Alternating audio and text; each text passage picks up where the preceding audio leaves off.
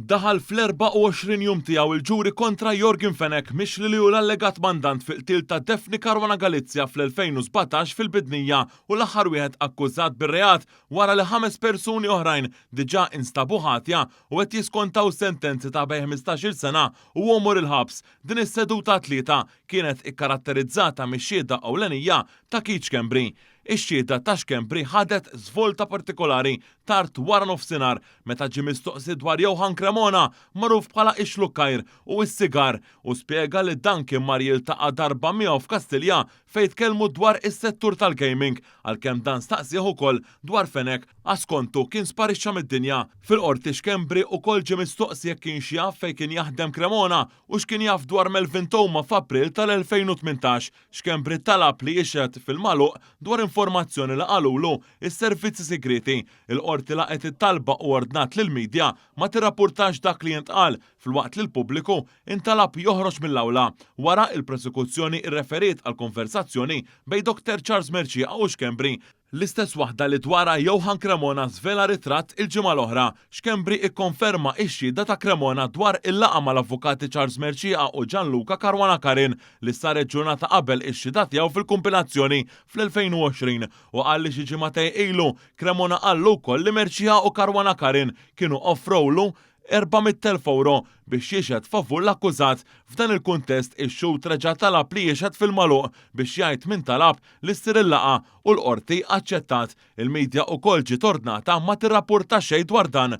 Meta x-xhieda ta' Xkembri reġgħet bdiet, il-prosekuzzjoni rreferiet għal konverzazzjoni li kellu ma' Dr. Merċieqa wara sospensjoni oħra qasira tas seduta. Il-prosekuzzjoni talbet għal konfront bejn Xkembri u Cremona bid-difiża toġġezzjona. Minkejja dan l-imħallef Grima laqet it-talba u ordnat li jinstab l-istess Cremona u jittieħed minnu fih fl-awla għal dan il-għan waqt li ġie deċiż li l-mistoqsijiet isiru direttament mill-imħallef u mhux mill-avukati involuti.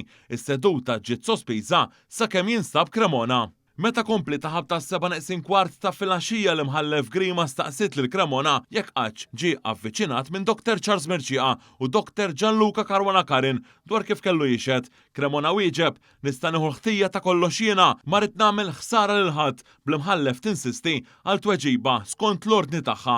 Hawn Cremona jerġa' jenfasizza li ma jridx jixhed għax qed iħossu mkisser. L-imħallef terġa' tistaqsi lil Johan Cremona jekk kienux ġew offruti 200,000 euro u imbagħad 400,000 euro filwaqt li tfakru li fix-xhieda tiegħu kien qal li ħadd ma kellmu dwar dan. Meta mistoqsi jekk Xkembri kellmux il-ġimgħa l-oħra, Cremona wieġeb jista' jkun.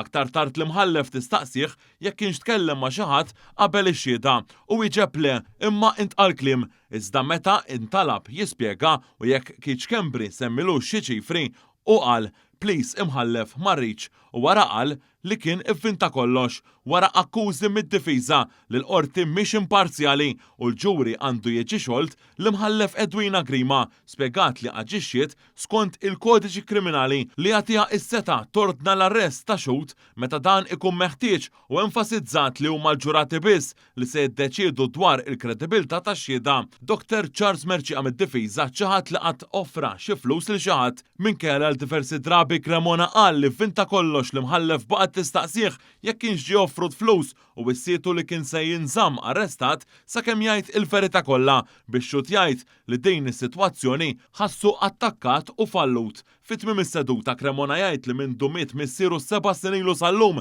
laqqas baqa' jaf jitħaq. Waqt li l-ġurati ma kellhomx mistoqsijiet, is-seduta tlieta intemmet bl-imħallef taġġorna għall-4 fid-9 ta' filgħodu fuq talba tal-prosekuzzjoni.